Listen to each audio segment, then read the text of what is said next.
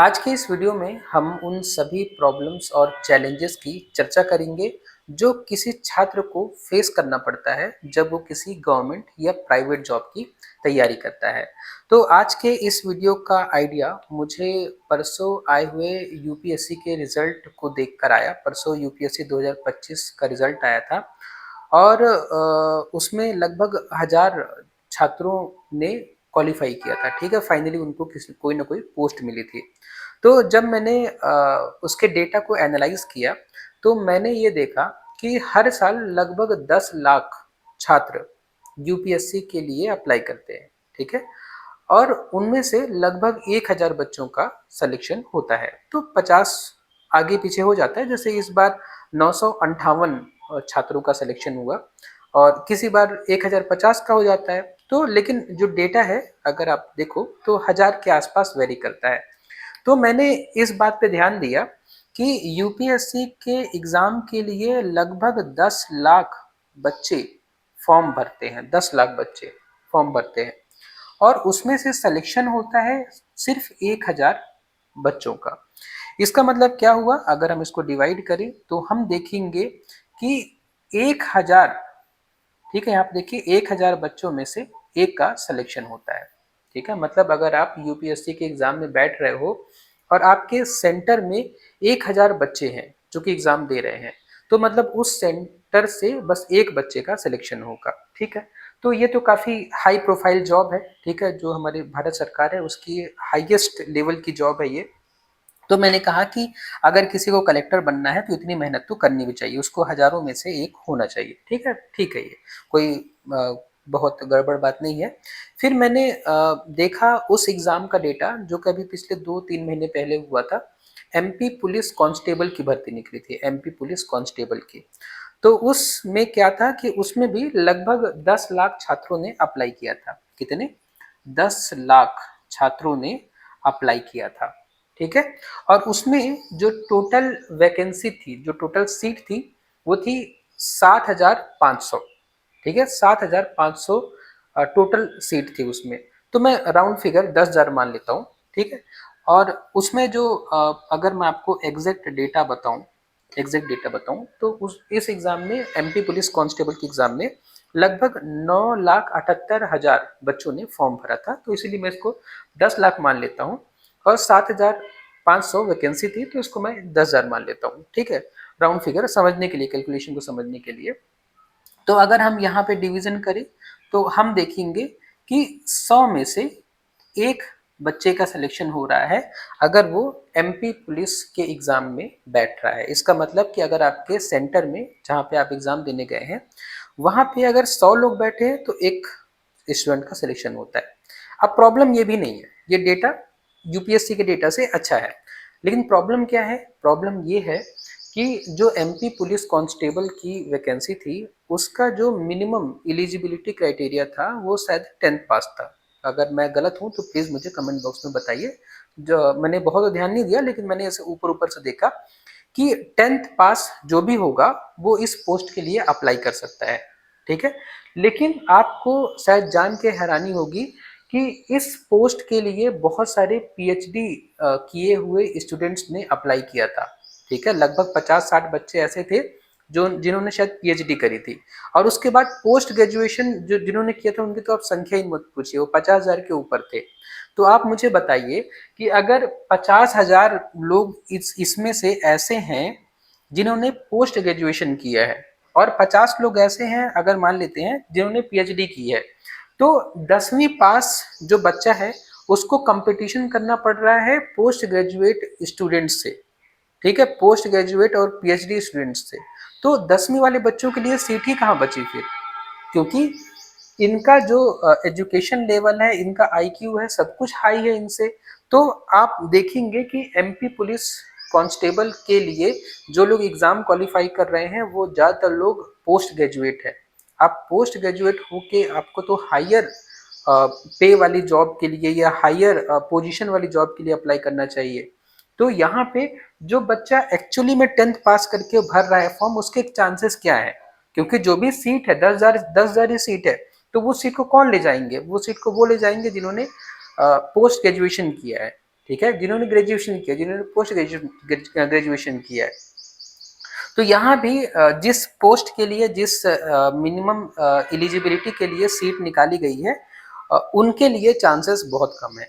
ठीक है, तो जब मैंने ये सब चीज को देखा तो मैंने सोचा कि फिर हम अपना वक्त इन सब चीजों में बर्बाद क्यों कर रहे हैं, मतलब हम क्यों एक पेपर पेपर जो कि डिग्री है, ठीक है, जो कि डिग्री है उसको पाकर हमें डिग्री मिल गई, लेकिन जब हमने डिग्री ली तो साथ में हमने कोई स्किल नहीं सीखी। ज्यादातर केसेस में यही होता है कि हमें डिग्री मिल जाती है लेकिन हमारे पास स्किल नहीं होती है, तो हम उस डिग्री को लेकर एलिजिबल हो जाते हैं किसी एग्जाम में बैठने के लिए। अब एग्जाम में हम बैठ तो गए, लेकिन उस एग्जाम के लिए जो तैयारी करनी है वो तैयारी हमने कई बार नहीं की, और हम जो है बस गवर्नमेंट पोस्ट के लिए भीड़ बढ़ा रहे हैं। मतलब सिलेक्शन कितने को होता है, चुटकी भर या मुट्ठी भर लोगों का। ठीक है, तो मैंने सोचा कि कुछ ऐसा मैं आपको एक रास्ता बताऊं जिसमें आप इन सारी मुसीबतों से बच सके। तो आज की इस वीडियो में हम उसी रास्ते को डिस्कस करेंगे। लेकिन एक बार मैं आपको बता दूं कि गवर्नमेंट और प्राइवेट जॉब में क्या क्या समस्याएं होती हैं। देखिए, अगर आप गवर्नमेंट जॉब की तैयारी करते हैं तो बहुत कम सीट होती है, बहुत कम पोस्ट निकलती है, बहुत कम पद होते हैं गवर्नमेंट जॉब के लिए। जैसे मैंने आपको बताया कि 10 लाख बच्चों में 10,000 बच्चों का सिलेक्शन होता है। फिर लंबी भर्ती प्रक्रिया, उनका जो प्रोसेस होता है बहुत लंबा होता है। आज एडवर्टाइजमेंट निकला है, फिर कल फॉर्म निकलेगा, फिर फॉर्म निकलने के बाद एग्जाम की डेट आएगी, फिर एग्जाम दोगे, रिजल्ट कब आएगा कोई पता नहीं, रिजल्ट आने के बाद सेकेंड राउंड कब होगा कोई पता नहीं। ऐसे करके 2-3 साल लग जाते हैं एक भर्ती को पूरा करने में। उसके बाद ये सब तो ठीक है, लेकिन कभी पेपर लीक हो जाए, कभी परीक्षा रद्द हो जाए तो और बड़ी बात होती है कि आपने 2 साल जो है तैयारी की किसी एग्जाम की, और बाद में पता चला आप एग्जाम दे के आए और पेपर लीक हो गया। पेपर लीक हो गया, आपकी सारी मेहनत बर्बाद हो गई।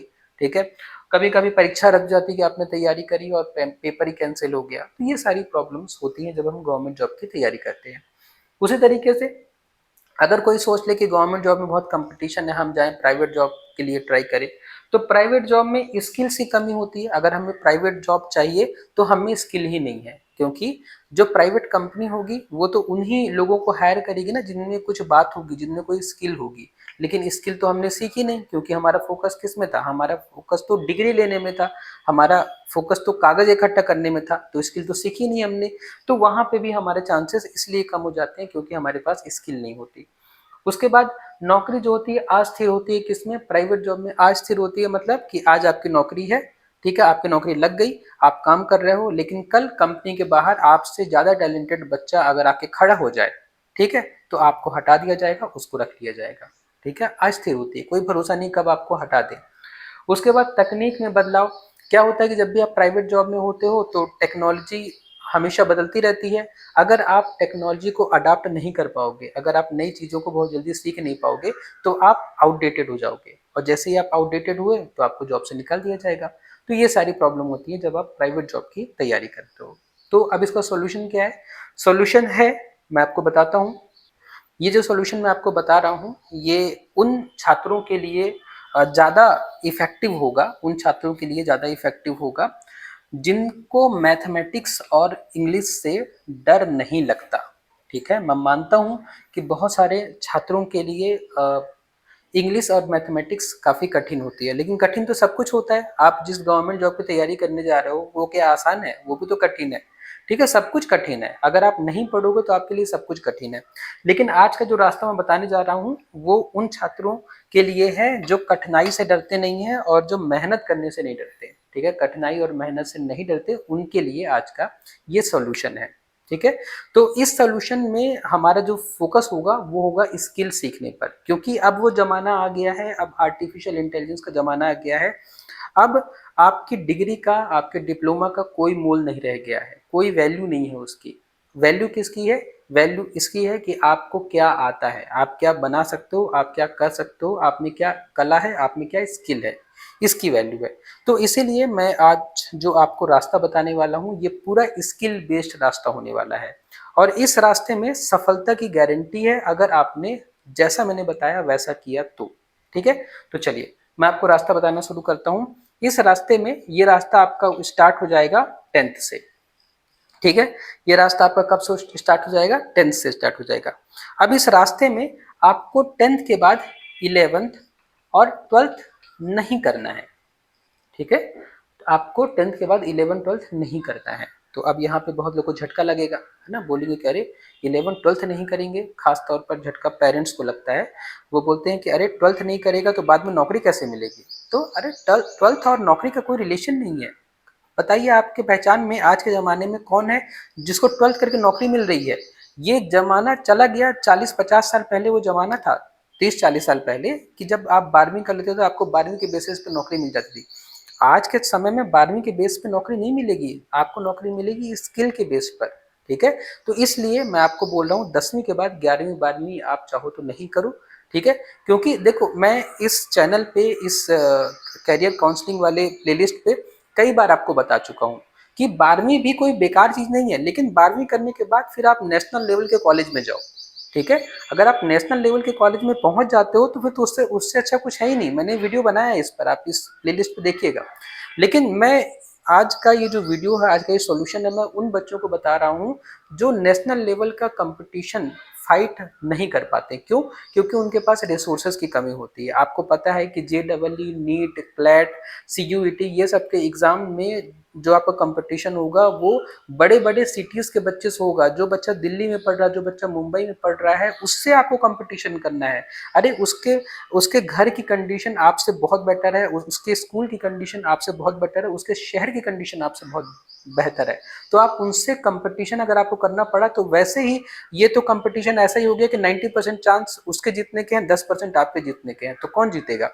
ठीक है, तो इसलिए ठीक है, जो बच्चे छोटे शहरों में हैं या गांव में हैं उनके लिए ये रास्ता एकदम परफेक्ट है, एकदम परफेक्ट है। ठीक है, तो आप देखो ध्यान से, हम 10th के बाद करेंगे computer computer science engineering, computer science engineering में डिप्लोमा।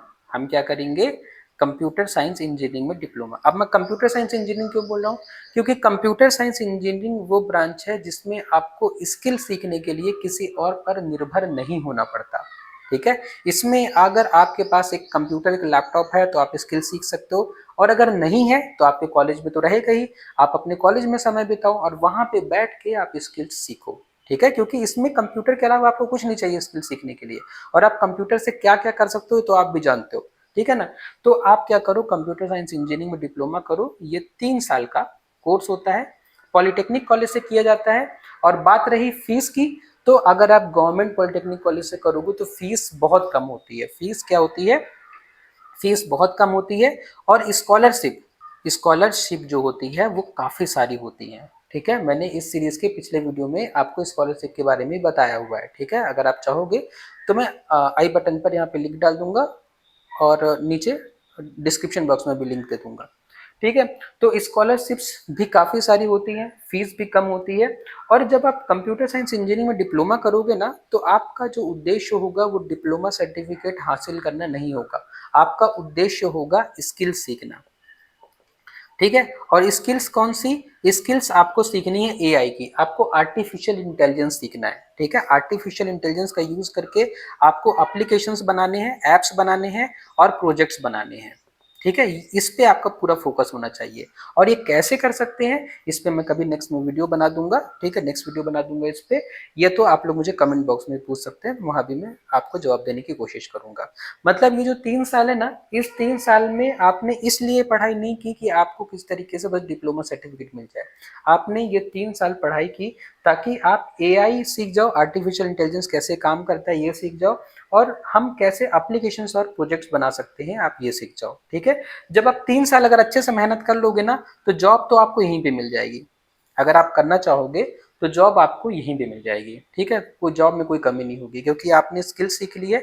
अब आप किसी भी कंपनी में अप्लाई करके बता सकते हो कि देखिए मैंने ये काम किया है, मैंने ये एप्लीकेशन बनाए हैं, मैंने ये प्रोजेक्ट बनाए हैं। ठीक है, तो आपको जॉब यहीं पे मिल जाएगी। ठीक है, कितने की मिलेगी वो डिपेंड करता है वक्त पे। अभी 2026 चल रहा है तो आपको 20-25 हज़ार की जॉब मिल जाएगी, 2028 में हो सकता है ज़्यादा की जॉब मिल जाए। ठीक है, तो ये वक्त वक्त पे डिपेंड करता है, लेकिन ये है कि एक डिसेंट सा काम आपको मिल जाएगा।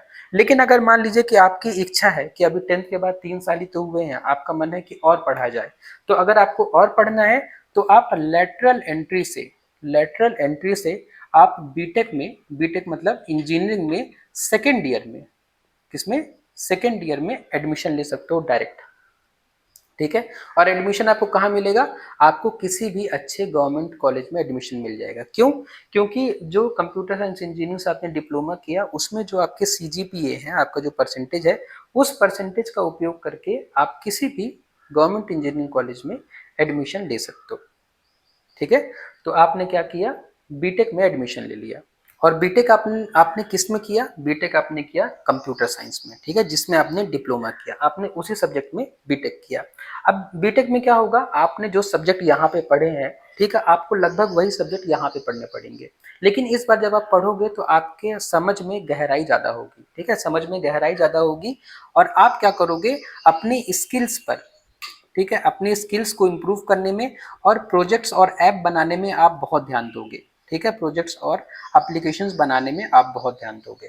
ठीक है, आपके जो 3 साल यहाँ पे बीते वो इस तरीके से बीते कि आप अपना पूरा फोकस इस बात पे रखो कि मैं किस तरीके से नई नई स्किल सीखता रहूँ। नई नई स्किल सीखने का सबसे अच्छा तरीका है कि आप खूब प्रोजेक्ट बनाओ, खूब प्रोजेक्ट बनाओ। देखो, पढ़ाई के अलावा आपके पास काम ही क्या रहेगा।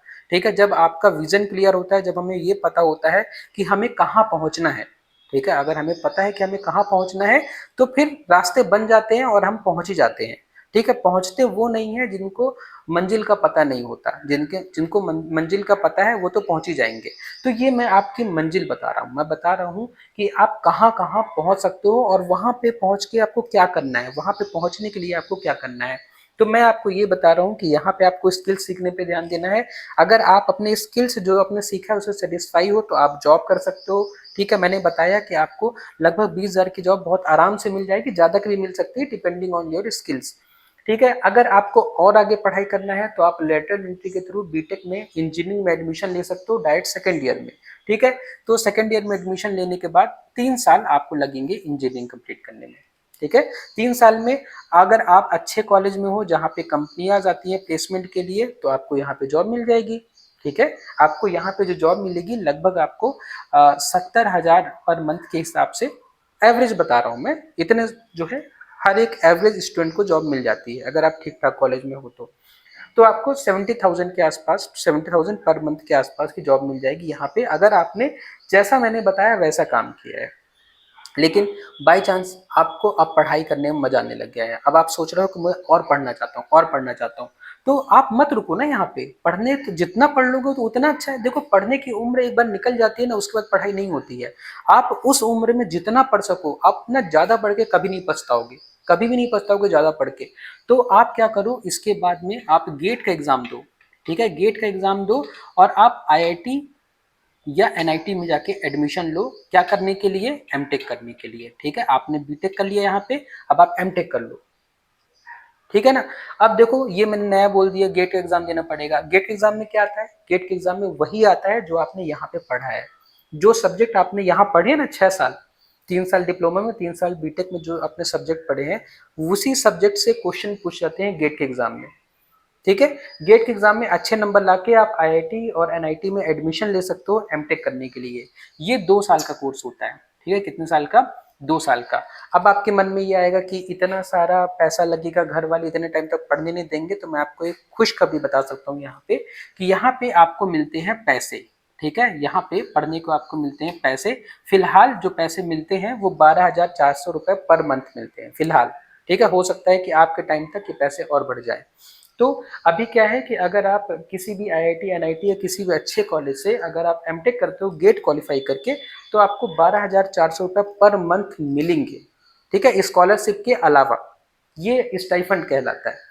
ठीक है, ये आपको मिलते हैं इसलिए क्योंकि वहाँ पे जो प्रोफेसर्स हैं उनके आप टीचिंग असिस्टेंट होते हो, क्योंकि वहाँ पे आप उनकी हेल्प करते हो टीचिंग वगैरह के काम में। ठीक है ना, तो इसलिए आपको 12,400 रुपए पर मंथ मिलेंगे यहाँ पे स्टाइफंड। ठीक है, और बात रही फीस की, तो मैं आपको जो पूरा रास्ता बता रहा हूँ ये गवर्नमेंट कॉलेज के लिए बता रहा हूँ। तो गवर्नमेंट कॉलेज में जो फीस होती है वो मिनिमम होती है, स्कॉलरशिप जो होती है वो हाईएस्ट होती है। ठीक है, यहाँ पे भी आप अपनी स्किल्स पे ध्यान दोगे, ठीक है। स्किल्स आप सीखना नहीं छोड़ोगे, मतलब आपको हमेशा स्किल्स को अपनी अपग्रेड करते जाना है, ठीक है। और यहाँ पे अगर आपका प्लेसमेंट हुआ, क्योंकि यहाँ पे बहुत अच्छी अच्छी बहुत बड़ी बड़ी कंपनी आती हैं, तो आप 1 से 2 लाख रुपए तो एवरेज आप मान के चलो, 1 से 2 लाख रुपए आप एवरेज पर मंथ आप मान के चलो कि आपको बहुत आराम से जॉब मिल जाएगी 2 साल के बाद, ठीक है। क्योंकि जो दुनिया की बेस्ट कंपनीज होती हैं, दुनिया की अच्छे से अच्छी कंपनीज, वो आईआईटीज में आती हैं प्लेसमेंट के लिए। वो आके अच्छे बच्चों को लेके जाती है। अच्छे बच्चे मतलब कौन? जिनको काम करना आता है, जिन्होंने काम किया है। आपने 3 3 6 साल यहाँ पे काम किया है, इन 6 सालों में कम से कम आप 6 तो अच्छे प्रोजेक्ट बना सकते हो।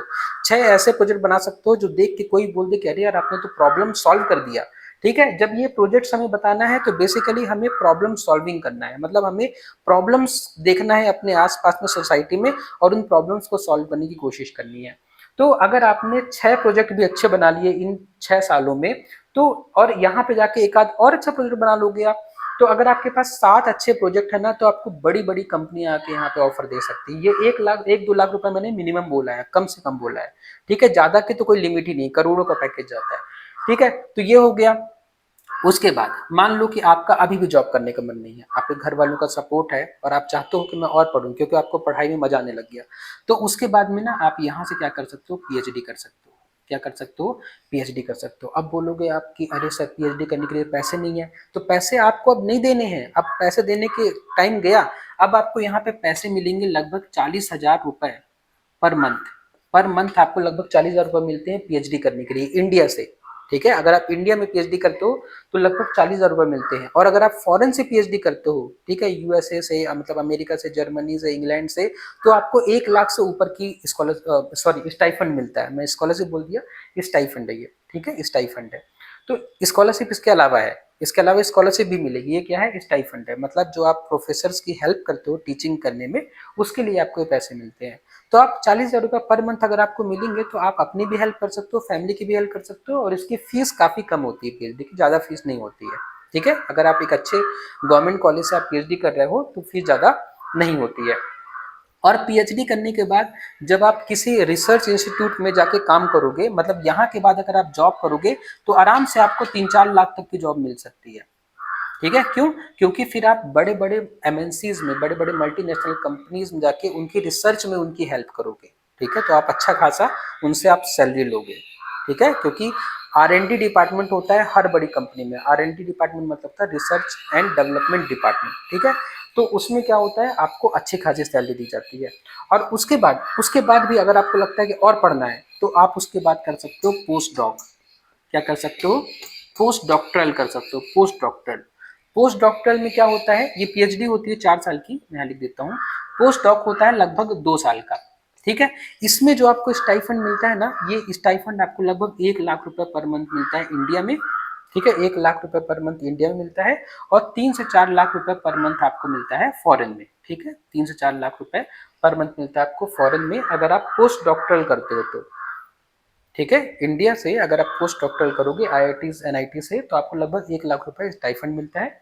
और अगर आप फॉरेन से जाओगे तो ज़्यादा स्टाइफंड मिलेगा, ठीक है। उसके अलावा आपने इन इन सालों में इतनी सारी स्किल सीखी है कि बड़ी बड़ी कंपनीज आपसे सजेशन लेंगी, आपको काम मिलेगा ऑनलाइन, ठीक है। तो पैसे तो यहाँ यहाँ तक पहुँचते पहुँचते पैसे जो है आपके लिए सेकेंडरी हो जाते हैं।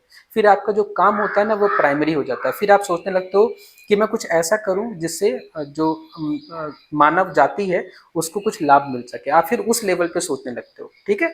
और फिर जब यहाँ तक आप पहुंच जाते हो ना, इसके बाद आपको किसी भी यूनिवर्सिटी में, किसी भी कॉलेज में असिस्टेंट प्रोफेसर या प्रोफेसर की जॉब आपको रखी रखाई है, ठीक है। कोई भी यूनिवर्सिटी, कोई भी अच्छा कॉलेज, कोई भी आईआईटी, कोई भी एनआईटी आपको आराम से प्रोफेसर की जॉब में, अगर आप चाहते हो, ठीक है, इतना करने के बाद अगर आप प्रोफेसर बनना चाहते हो, तो आपके लिए जॉब रखी रखाई है। सबको एक ऐसा प्रोफेसर चाहिए जो स्किल्स से भरा हो, जिसने खूब काम किया हो और अपने फील्ड में इतना समय दिया हो। तो देखिए, ये एक ऐसा रास्ता है जो कि यूनिवर्सल रास्ता है। इसमें देखिए कोई भी समय वेस्ट नहीं हुआ और कोई भी किसी पे डिपेंडेंसी नहीं है हमारी। हम यहाँ पे अपने स्किल्स पे डिपेंडेंट हैं। हमने 3 साल स्किल सीखी, इतने स्किल सीख लेंगे, हम कोई भी काम पकड़ लेंगे, ठीक है। अब वीडियो थोड़ा बड़ा हो जाएगा, लेकिन फिर भी मैं आपको एक ऐसा काम बताता हूँ जो यूनिवर्सल है, ठीक है। एक ऐसा काम ये है कि आप किसी छोटे से गाँव, किसी छोटे से शहर में अगर रहते हैं, ठीक है, या बड़े शहर में भी रहते हैं, तो आप अपने आस-पास कोई शॉप देखिए, कोई दुकान देखिए, कोई सर्विस देखिए जो कि बहुत फेमस है लेकिन उसके लिए वेबसाइट या एप्लीकेशन नहीं है। ठीक है? अपने आस-पास, अपने घर के आस-पास कोई दुकान, कोई शॉप, कोई सर्विस देखिए जिसके लिए एप्लीकेशन या वेबसाइट उपलब्ध नहीं है।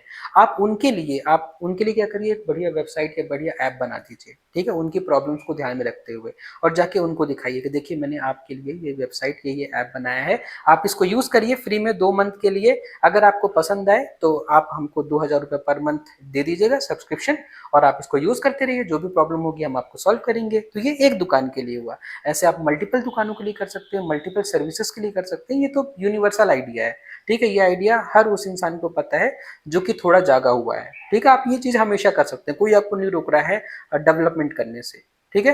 तो ये है आज का रास्ता, ठीक है? थोड़ा हो सकता है कि आपको बाद में समझने में थोड़ा और आसानी हो जब 1-2 बार आप वीडियो और देख लें तो। और बाकी कहीं पे कोई डाउट रह गया हो, कहीं पे कोई बात आपको समझ में ना आई हो, तो आप कमेंट बॉक्स पे हमेशा पूछ सकते हैं। और अगर वीडियो उपयोगी लगा, पसंद आया, तो वीडियो को लाइक करें, शेयर करें अपने फ्रेंड्स के साथ में, और सब्सक्राइब करें मेरे यूट्यूब चैनल को।